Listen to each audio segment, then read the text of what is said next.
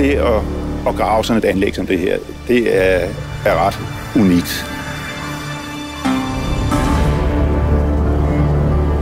Vi finder Østporten præcis, hvor den skal være, og ved, så er det en vikingeborg. Tømmeret inde i porten er fuldstændig gennembrændt af en voldsom ildebrand, og det vil godt tyde på, at borgen har været angrebet.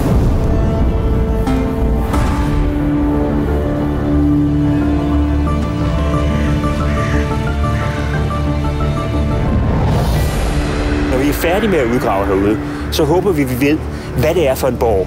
Præcis hvordan den har set ud, hvornår den er opført, hvor længe den har været i brug, hvad der er sket her.